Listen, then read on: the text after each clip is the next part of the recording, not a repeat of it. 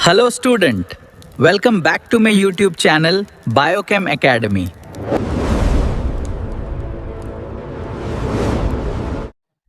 तो प्रथम अवस्था क्या होती है? First stage. फर्स्ट स्टेज मतलब ये स्वपरागण की प्रक्रिया को ही बता रहा है, ध्यान रखिएगा।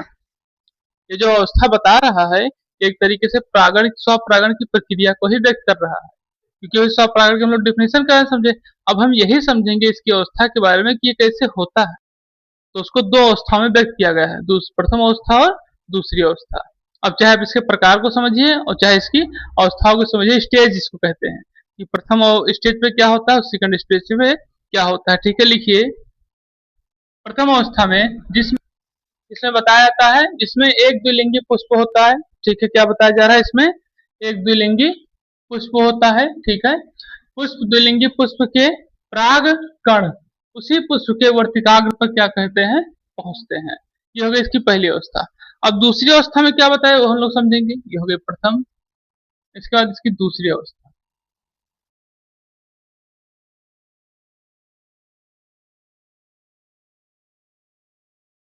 चलिए, इसको नोट कर लीजिए, फिर उसके बाद हम लोग इसको अच्छी तरीके से समझें।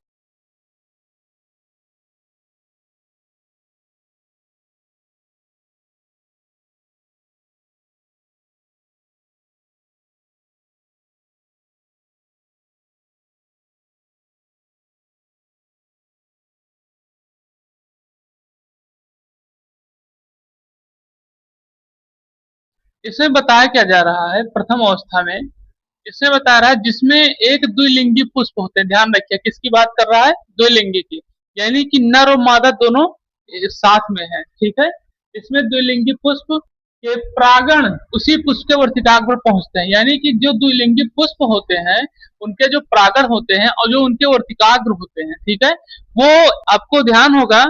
हम लोगों ने शुरू में जब बीजांड काय को पढ़ रहे थे, ठीक है, तो आपने देखा होगा कि परागण के लिए नली बनाई गई थी।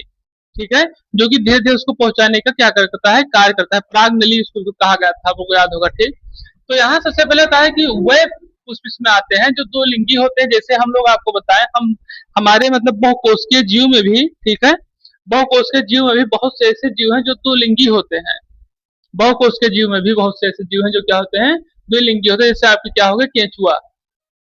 ठीक है, ये एक तरीके से क्या होते हैं? द्विलिंगी होते हैं। यहाँ इसी तरीके से बताया जा रहा है कि जिसमें एक द्विलिंगी पुष्प परागण के उसी पुष्प के वर्तिकाग्र पर पहुंचते हैं, यानी इनमें एक तरीके से आपका वो नर युगपोद्भिद और भ्रूणकोश, ठीक है, भ्रूणकोश दोनों क्या होते हैं? उपस्थित होते हैं। और आपको बताया था हमने फिलामेंट के बारे में।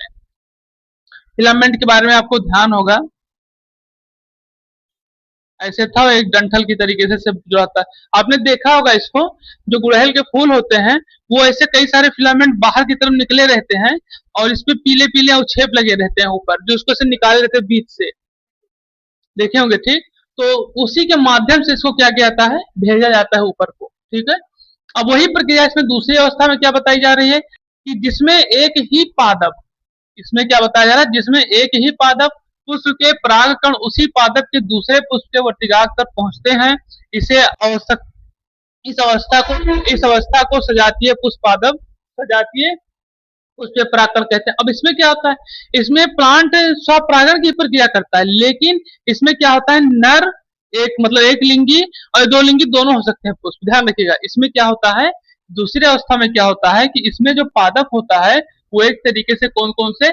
एक लिंगी और द्विलिंगी, द्विलिंगी दोनों हो सकते हैं। ध्यान रखिएगा, इसमें एक लिंगी और द्विलिंगी दोनों हो सकते हैं, ये बताया जाता है। ठीक है, अब इसमें होता क्या चीज है? इसमें जैसे एक लिंगी और दो लिंगी दोनों हो सकते हैं, इसका मतलब ये है कि अगर ये दो लिंगी हैं तो इस तरीके की व्यवस्था में रहेंगे। ठीक है, यानी एक में ही परागकण और एक में वर्तिकाग्र दोनों रहेंगे। ठीक है, लेकिन जो अगर एक लिंगी को होंगे, ठीक है, तो ये कहीं ना कहीं एक पुष्प दूसरे पुष्प के माध्यम से, मतलब जान लीजिए कि एक पुष्प ऊपर की तरफ लगा हुआ है, ठीक, और दूसरा पुष्प यहाँ पर लगा हुआ है।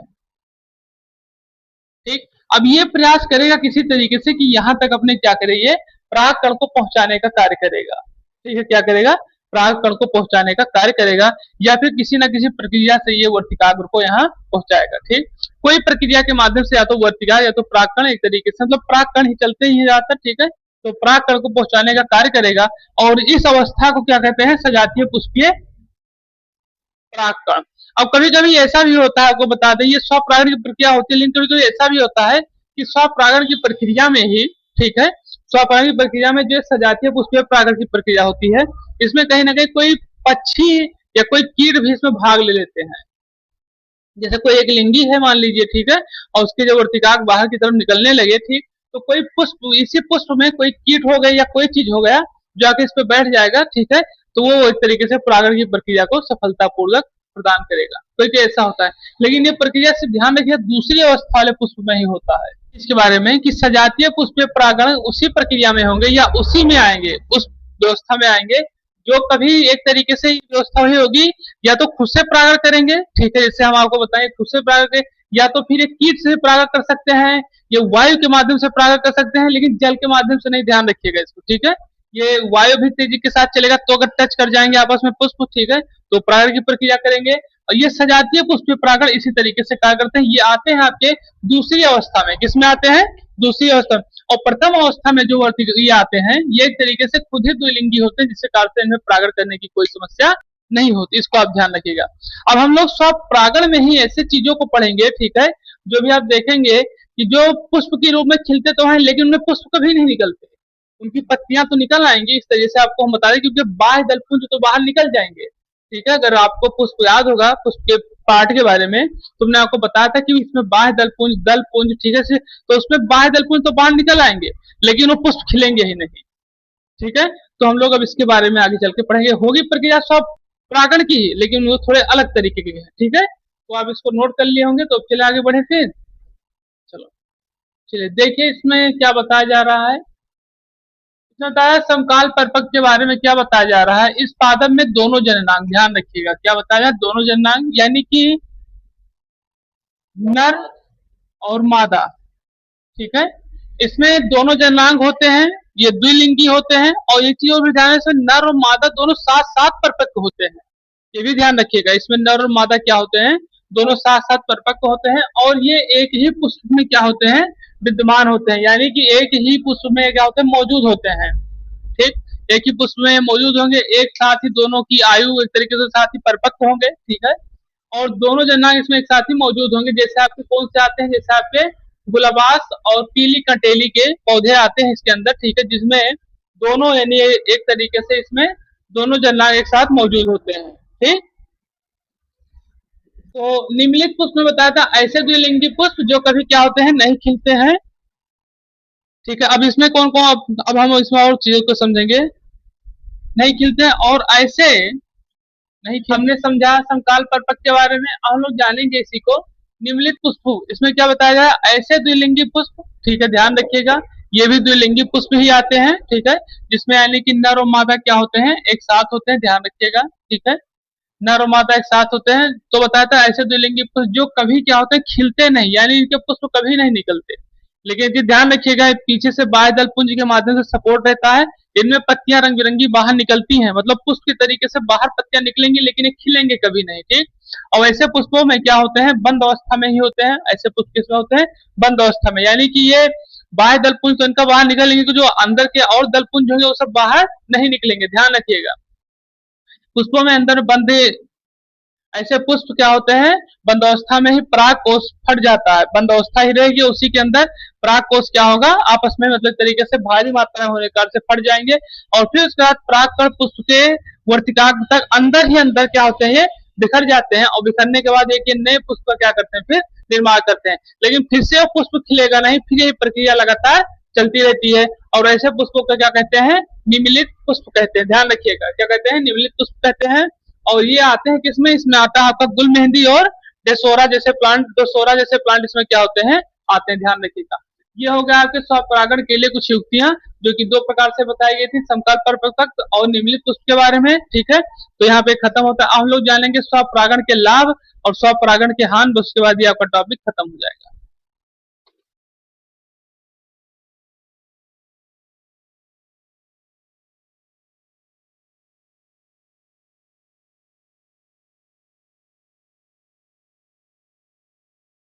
स्वपरागण के लाभ के बारे में, कि स्वपरागण से पादपों का शुद्ध वंश चलता है, यानी कि दूसरे परागण के न होने के कारण से उन्हीं के परागण की व्यवस्था रहती है, जिसके कारण से उन्हें शुद्ध वंश चलाने में कोई दिक्कत नहीं होती, यानी कि एक तरीके से बिना छुआछूत के इसको कहा जा सकता है। ठीक है, ये एक तरीके से क्या करते हैं, अपने शुद्ध वंश को चलाने की प्रक्रिया को आगे बढ़ाते हैं। फिर बताया कि इसमें परागण के लिए दूसरे पादप पर निर्भर नहीं होते। ठीक है, कि अब परागण कोई लेकर आएगा जिसके कारण से हमारे पुष्प खिला, मतलब एक तरीके से से खिलेंगे और साथ ही साथ एक नए पुष्प का निर्माण हम लोग कर सकेंगे, तो इसलिए कोई इन पर निर्भरता नहीं रहती।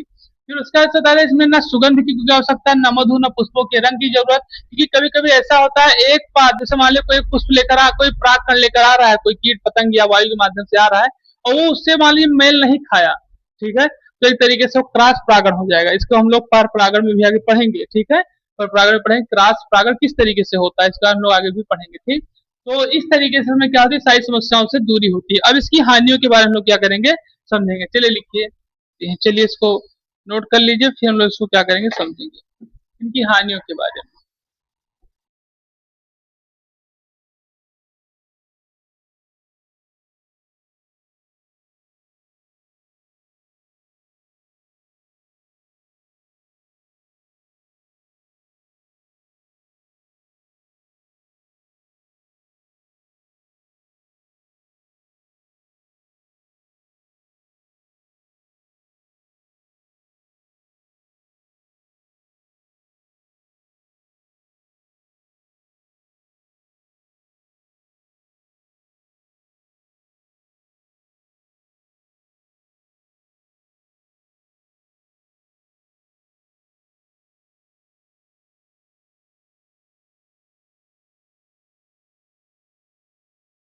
तो चलिए हम लोग समझेंगे हानि के बारे में। इनकी हानियां क्या होती हैं, बताया जाता है कि जब इनके पादप के अंदर ही इनके परागकण की व्यवस्था होती है, ठीक है, ये खुद से ही परागण की व्यवस्था कर लेते हैं, तो यहाँ पर सबसे पहली चीज ये होती है कि पीढ़ी दर पीढ़ी इनकी आनुवांशिक बीमारियां भी चलती रहती है। मान लीजिए कोई पुष्प बीमार होगा किसी भी तरीके से, तो इसको मान लीजिए बीमार से आप ऐसे समझिए कि अगर किसी भी मानव प्रजाति में किसी को एड्स या कैंसर हो जाता है या हेपेटाइटिस हो गया, ठीक है, ये बीमारियां ऐसी हैं जो एक तरीके से पीढ़ी दर पीढ़ी चलती रहती हैं। ठीक है, अगर इनका सही समय पर इलाज ना किया, और ये अगर आनुवांशिक है तो जैसे किसी को एड्स है, अगर उनका जो लड़का जन्म लेगा, ठीक है, उनको भी एड्स रहेगा, तो ये एक तरीके से आनुवांशिक बीमारी हो जाती है। तो यहाँ यही बताया है कि अगर किसी प्लांट को बीमारी है किसी भी प्रकार की, ठीक है, तो वो आनुवांशिक तरीके से बीमारी लगातार अन्य पौधों में भी जो उससे पुष्प निकलेंगे उनमें भी क्या होती रहती है, हमें देखने को मिलती है। जैसे आपने देखा होगा कि इस तरीके के जो प्लांट अगर एक पुष्प खराब हो जाएगा तो अगला पुष्प में कहीं उसकी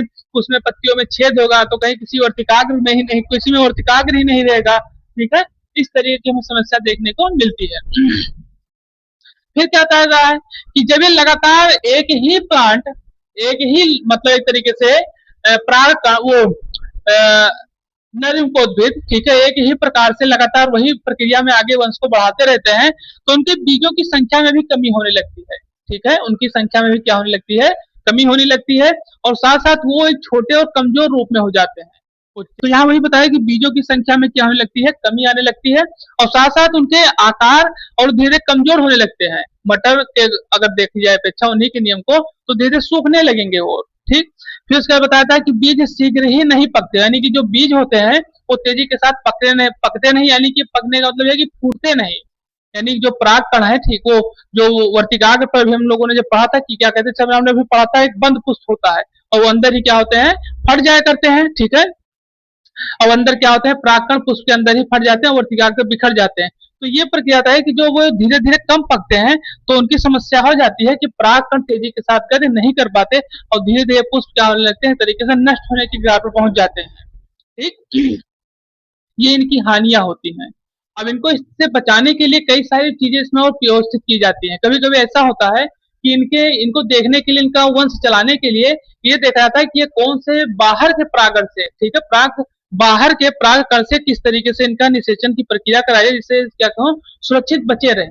ठीक है, सुरक्षित बचे रहें, तो इस प्रक्रिया को देखने के लिए आप क्या कर सकते हैं, बाहर से इनमें परागण कराया जाता है। ठीक है, कभी कभी ऐसा होता है। ठीक, और आपको एक चीज बता दें कि इसमें ज्यादातर अगर देखा जाए तो ऐसे प्लांट आते हैं, जैसे आपको, जैसे आपने देखा होगा स्वपरागण की प्रक्रिया, आपने देखा होगा गेहूं में, ठीक है, और धान में, ठीक है, इन सभी चीजों में आपने देखा होगा स्वपरागण की ही प्रक्रिया होती है। ध्यान रखिएगा इसको, ठीक। कभी-कभी आपने देखा होगा कि धान के फसलों में पीला रोग लग जाता है, ठीक है, जिसके कारण से आप जब धान को काटने जाएँ, ठीक है, तो हल्दी जैसा आपके शरीर पे या नाक पे बैठने लगता है, ठीक है, तो एक तरीके का ये भी रोग है, ध्यान रखिएगा, ठीक।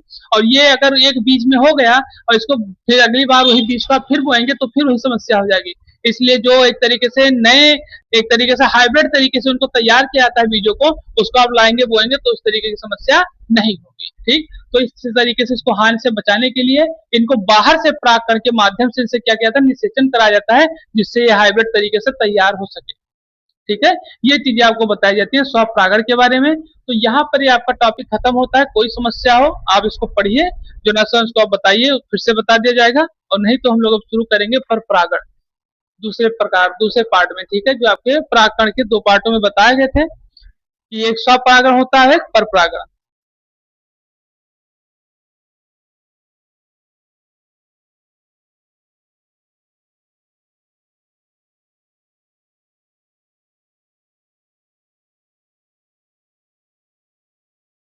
चैनल को लाइक करें, सब्सक्राइब करें, शेयर करें और कमेंट करें।